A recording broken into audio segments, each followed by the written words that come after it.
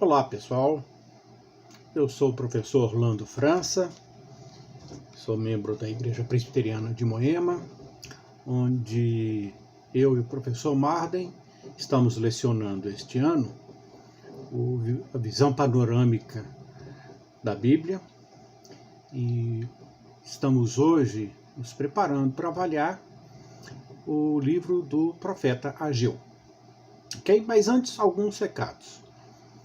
A Igreja Presbiteriana de Moema já retornou aos cultos matutinos presenciais desde o dia 2 de agosto e em breve, possivelmente no dia 16, à noite também teremos o culto presencial.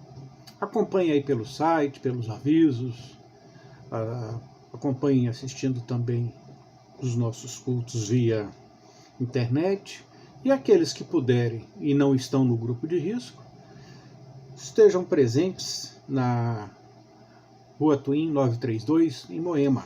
Serão muito bem-vindos. Não se esqueçam de inscrever seu nome pelo site, pelo e-mail da igreja, secretaria@ipmoema.com.br. Você escrevendo seu nome e não sendo do grupo de risco, será bem-vindo para participar lá. Hoje, o profeta Ageu.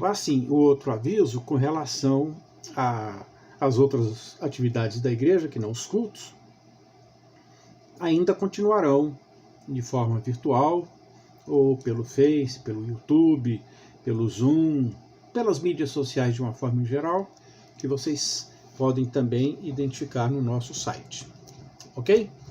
Vamos conversar sobre Ageu e que o Espírito Santo de Deus esteja sobre nós para o entendimento do que esse profeta fala para nós nos dias de hoje. Ageu, o que significa? Ageu, vocês podem ver nesse slide que está sendo projetado. Primeiro, a autoria é Ageu, que não é nem contestada por ninguém, e o significado é aquele que é festivo, ou festivo, gosta de festa, e tem, vocês vão verificar um significado, vão identificar um significado sobre o nome dele em alguns dos seus oráculos, das suas profecias. O local é Judá e Jerusalém, pós-exílio, e a data, o ano 520 a.C. Ele dá bem dicas sobre isso, né? Por isso que a gente sabe que é esse ano exatamente por conta das informações que ele repassa nos seus escritos. Não havia rei, porque o reino de Judá, o reino de Israel já não existiam, tinham sido exilados. E agora, no ano 537, vocês podem ver aí, o governador pós-exílio foi Zorobabel, um descendente de Davi. Então, no ano 537, por decreto do rei Ciro, é designado então que Zorobabel seja o governador lá da região de Judá e Jerusalém. Um outro profeta que foi contemporâneo dele, Zacarias, viveram na mesma época, vocês podem ver isso em Esdras 5:1 e Esdras 6:14 para confirmar a existência deles e até a importância na reconstrução de Jerusalém e principalmente do templo. Só que, observem, a data foi 520, quando Ageu escreveu, e 537, quando o governador pós-exílio, Zorobabel, retorna e no ano seguinte começa a construção do templo. A gente vai explicar aí os problemas que eles tiveram em seguida, que é esse contexto histórico que eu vou abordar. Vamos lá, no ano 537 a.C., esse Zorobabel, um descendente de Davi e ancestral de Jesus, em Mateus 1:12 ele é citado, também lá na genealogia de Jesus registrada em Lucas, pela linhagem de Maria, também aparece Zorobabel. E aqui é a linhagem de José, o pai adotivo de Jesus. Então, 537, Zorobabel leva a primeira onda de exilados, né, o primeiro grupo de exilados, de volta a Israel, de volta a Jerusalém, os arredores ali. E tinham sido já liberados do cativeiro babilônico, em resposta ao que decretou Ciro. Ciro foi aquele citado lá em Isaías, né? Ciro, meu servo, Deus falando sobre Ciro. E você pode ler em 2 Crônicas, capítulo 36, e Esdras, capítulo 1, que aborda algumas informações sobre esse decreto de Ciro. E também leiam lá com relação a Daniel, o profeta Daniel, no finalzinho, fala que Daniel teve o seu ministério até o primeiro ano do rei Ciro, possivelmente já bem idoso, e alguns escritos abordam até que teria sido Daniel que falou: Ciro, teu nome está nos nossos livros, já tem tanto tempo aqui, cerca de 100 a 200 anos antes que Isaías tinha registrado, e aí Daniel mostra para ele lá. E isso, de acordo com alguns escritos, causou um impacto muito forte em Ciro, que teria abraçado a causa, mas a gente sabe que foi justamente a vontade de Deus. Então lá, o cativeiro tinha terminado, esse é o contexto histórico. Um novo dia estava nascendo, a nação estava renascendo, o povo voltou com disposição, com fé, com esperança, a esperança de que as promessas de Deus seriam cumpridas, de restauração e de ser uma nação abençoada outra vez. E de acordo com Ageu 2:9, que eu vou ler aqui, a gente vai reler isso mais adiante também, fala: a glória desta última casa será maior do que a da primeira, diz o Senhor dos Exércitos. E neste lugar darei a paz, diz o Senhor dos Exércitos. É justamente sinalizando que quando o Messias viesse, quando Jesus viesse em carne, tinha que existir a cidade de Jerusalém, tinha que existir o templo lá na capital de Judá. E a principal prioridade para Zorobabel era justamente reconstruir o templo junto com as pessoas que estavam retornando para o país. E esse templo tinha sido derrubado cerca de 70 anos antes, né, pelos babilônicos, pelo Nabucodonosor. Então Ciro, que era medo-persa, né, então derruba a Babilônia, e agora tem esse decreto em favor do povo judeu para retornar e reconstruir o país, e principalmente o templo, na visão de Zorobabel, que de fato era a ordem de Deus, né? Nesse outro slide a gente pode ver aquele que a gente já tem projetado em alguns outros profetas, outras aulas anteriores, viajando através do Velho Testamento, onde você pode ver lá no finalzinho, já embaixo, retorno a Jerusalém. Está aí Ageu, né, que é o primeiro profeta do pós-exílio. Aí depois tem Zacarias, Joel, que já estudamos. Zacarias vai abordar com mais detalhes, com mais ênfase, com outros oráculos também que Deus determinou, com mais detalhes, né? Foi o contemporâneo de Ageu. Joel aborda também, e Malaquias é o que fecha as profecias.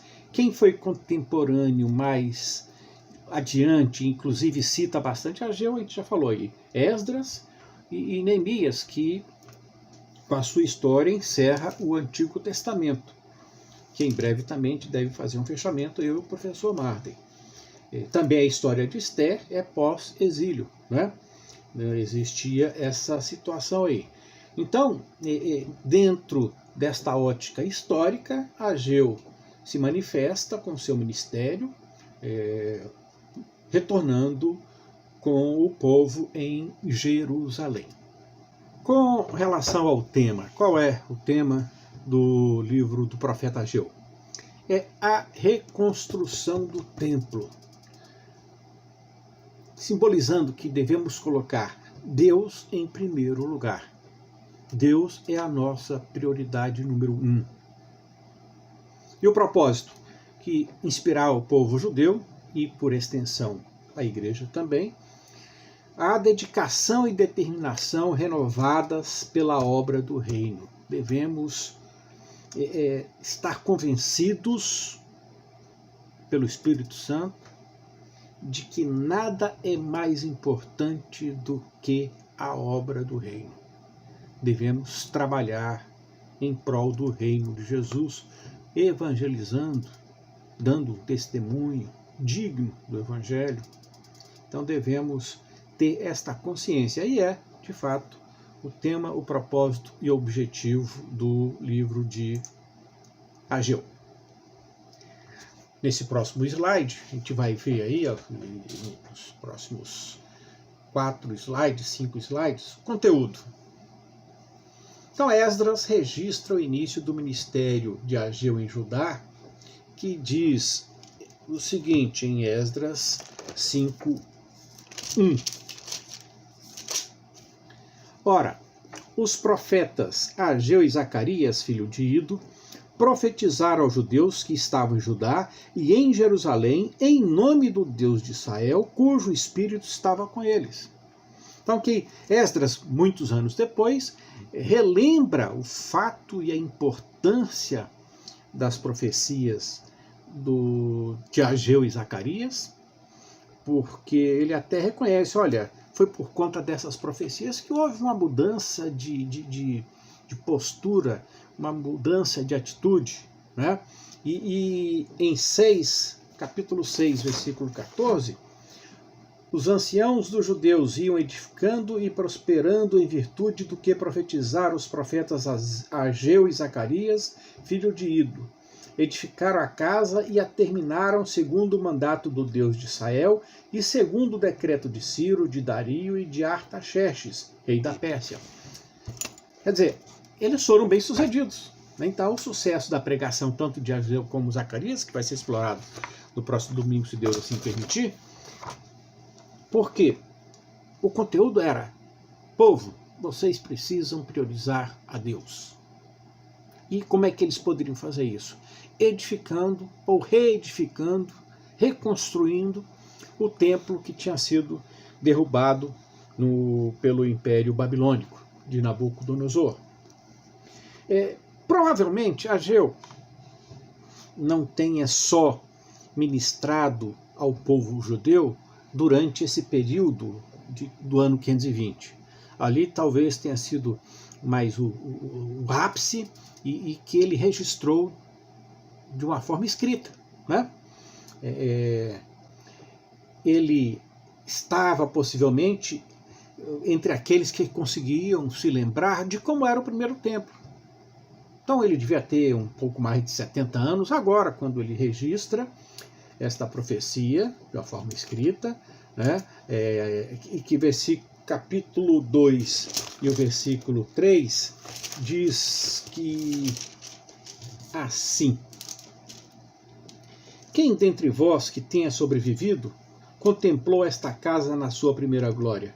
E como a vedes agora? Não é ela como nada aos vossos olhos? Ele lembrava então de como era o templo de Salomão, que Salomão ergueu e que foi derrubado no ano 586, ali antes de Cristo, né? E então ele devia estar agora com seus 70 e poucos anos, e falou: olha, quem sobreviveu, como eu sobrevivi, vai lembrar da glória. E do jeito que estava ali, eles tinham até começado a erguer, que a gente vai comentar um pouquinho daqui a pouco, mas tinham parado. E isso aborrecia a Deus, né? A gente vai comentar mais isso lá no final. Então lá, relembrando que Ageu contemporâneo de Zacarias é o primeiro da ordem canônica dos profetas pós-exílicos. E ele data a sua profecia especificamente no segundo ano de Dario, que também estimulou o povo em determinada época a retornar e cumprir aquilo que Deus tinha registrado para ser feito. né? Dario também foi utilizado por Deus para isso. Prosseguindo, sua profecia escrita é uma coletânea de 4 oráculos, 4 mensagens, 4 profecias, que ele datou pelo dia, mês e ano. Ele era muito cuidadoso, muito minucioso nesse aspecto. Então, no versículo 1:1, no 2º ano do rei Dario, no 6º mês, no 1º dia do mês, veio a palavra do Senhor por meio do profeta Ageu a Zorobabel, filho de Salatiel, governador de Judá, e a Josué, filho de Josadaque, o sumo sacerdote, dizendo. Então ele registra lá quem era o bambambam da época, que era o rei Dario, falou que no 6º mês, o calendário judaico, ele é diferente do nosso, porque ele é lunar, o nosso é solar, então a gente precisa fazer algumas adaptações, né? Então ele registra isso, a gente faz a conversão, que daqui a pouco a gente vai fazer essa comparação. Então ele se dirige isso ao povo de Judá, especificamente ao governador, que era a liderança política, e a Josué, que era o sumo sacerdote, a liderança espiritual. Então ele registra. E embora seu ministério possa ser, de fato, como ser mais longo, a profecia escrita abrange apenas o período de 4 meses, finalzinho de agosto até meados de dezembro do ano 520 a.C. E aqui a gente pode registrar que inicialmente, lá no ano 537, quando Zorobabel volta, então ele começa lá a organizar, as pessoas começam a reconstruir suas casas, justo, né? E aí fala no ano seguinte, não? Construir o templo, vamos lá construir. Então, inicialmente, no retorno do exílio, houve um progresso interessante. Houve o lançamento, né, da reconstrução do templo. Havia, de fato, aquela expectativa, estavam bem animados de que as promessas de Deus eram certas, como de fato são, mas no tempo dele. Mas logo surgiu oposição, que começou com mal-entendidos, fofocas, boatos, acusações, ameaças, armadilhas. A oposição ficou muito forte. Vejam aí nesse próximo slide. A ponto de interromper a obra de reconstrução do templo. E deu lugar então a uma apatia generalizada e o pior, uma negligência pela obra do reino de Deus.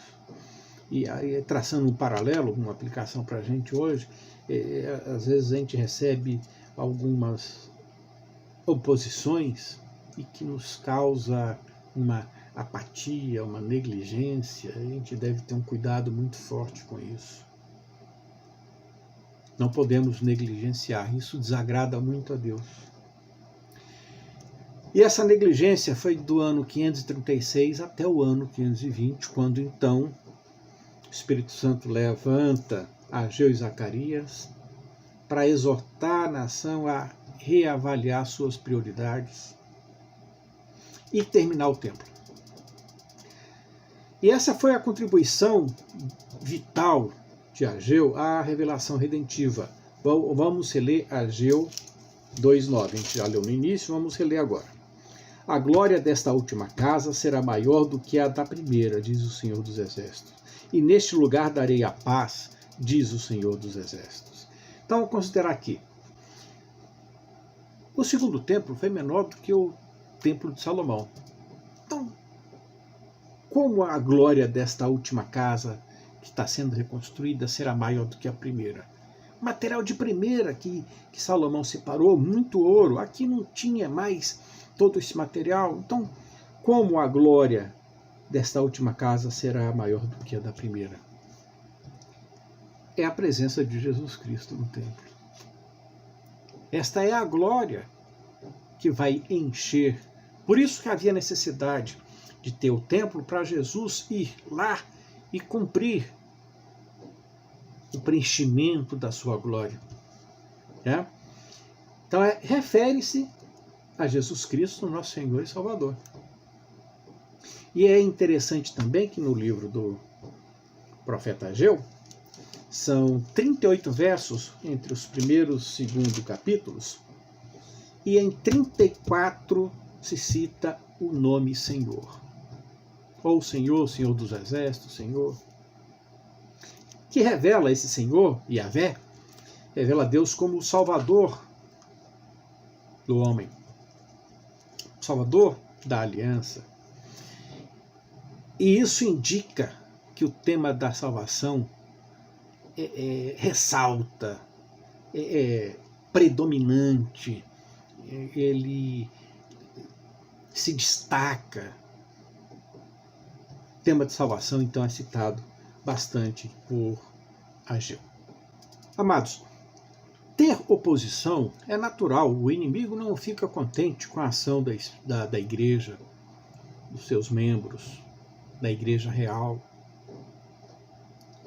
Onde a igreja ela é muito fraca, o inimigo nem vai precisar atuar. O inimigo só vai atuar em igrejas que o incomodam.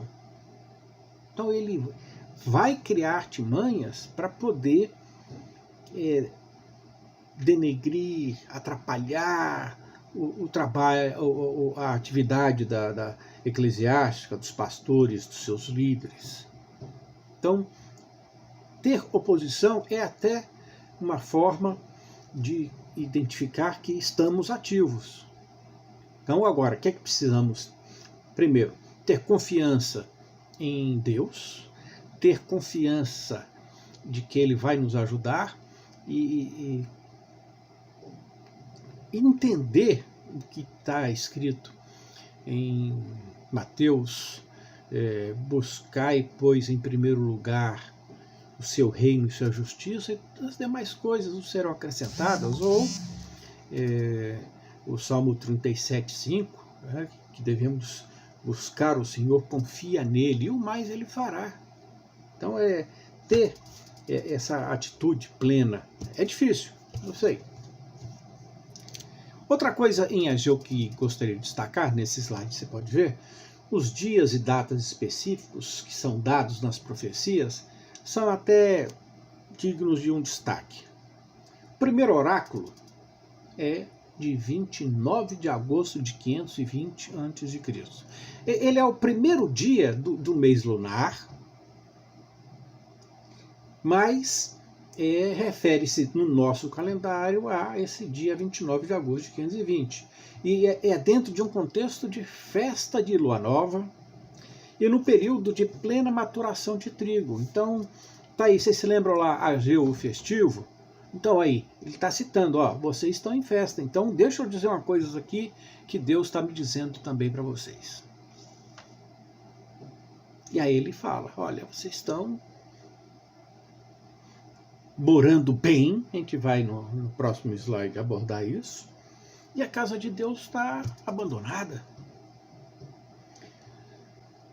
O segundo oráculo, dia 17 de outubro de 520, é no final da festa dos tabernáculos, uma importante festa político-religiosa para Israel.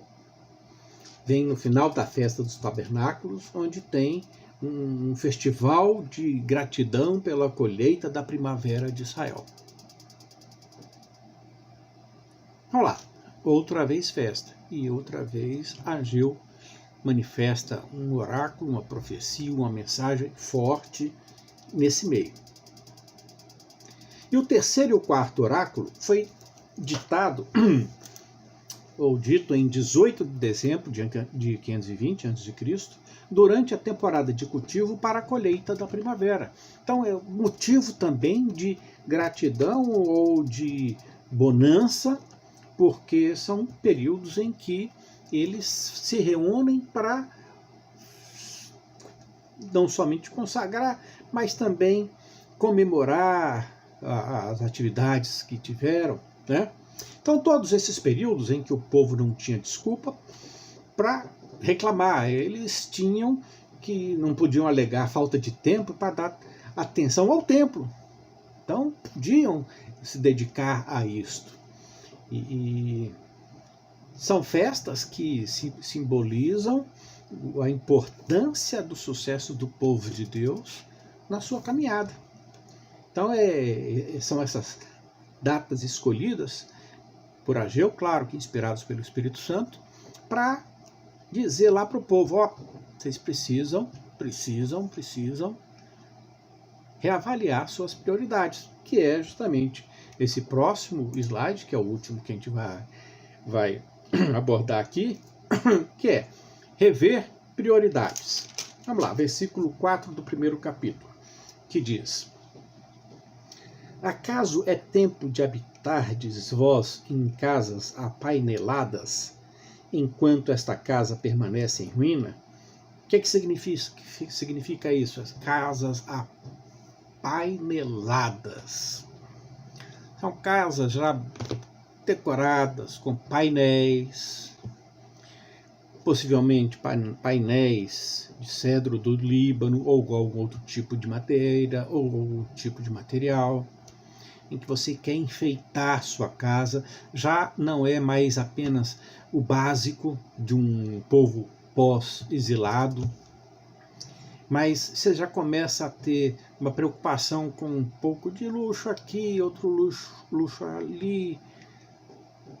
Enquanto isso, esta casa, que é o templo, está em ruínas. Trazendo também para os tempos de hoje,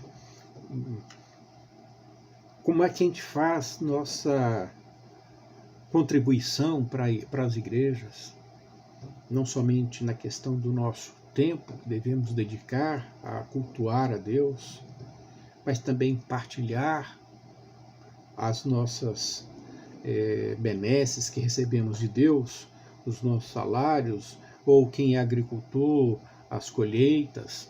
Como é que isso tem revertido em prol da obra de Deus? O último livro de profecia do Antigo Testamento, que é o livro de Malaquias, aborda esse tema. A gente vai, se Deus permitir, daqui a 2 semanas, também destacar essa ação, contribuição que devemos ter diante da obra do Senhor.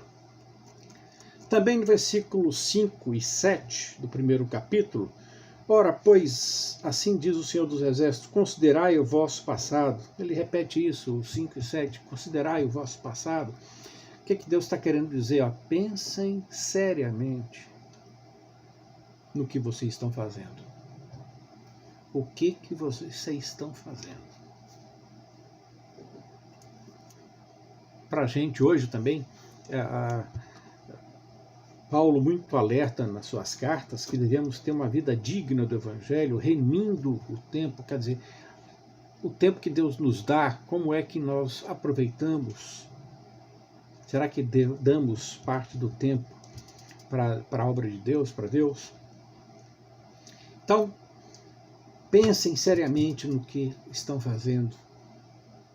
E por fim, no versículo 8, subi ao monte, trazei a madeira, edificai a casa, dela me agradarei e serei glorificado, diz o Senhor.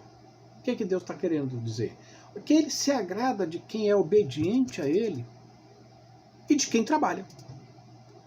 Não somente quem obedece, mas não age, e aí tem uma omissão que não agrada a Deus. Obedecer a Deus e trabalhar no reino dele. Esta é a mensagem de Ageu. Deus quer que você obedeça e trabalhe. Trabalhe alegremente. Deus não cobra uma postura de tristeza, não. Trabalhar com alegria. Trabalhar, como diz aquele ditado popular, enobrece o homem, de fato, mas também aquela questão de trabalho equilibrado. Não é o excesso de trabalho, ou trabalho nenhum. Os dois extremos são prejudiciais. Mas ter uma atividade produtiva é fundamental. Então, subi ao monte, trazei madeira. Utilize as suas habilidades, coloque à disposição do reino. Trabalhe também na sua atividade secular de uma forma digna, honesta, honrosa. E Deus dessa postura se agradará. Ageu nos dá essa mensagem de alerta, como deu ao povo judeu, que causou um efeito positivo, e que tenhamos também o entendimento para que essas palavras nos conduza a uma mudança de atitude se nós estivermos de uma forma apática e negligente diante da obra do Senhor. Que Deus esteja nos iluminando para o entendimento do que devemos fazer e cumprir. Amados, até a próxima. Que Deus abençoe a cada um de vocês. Tenham uma ótima semana na presença do Senhor dos Exércitos. Tchau.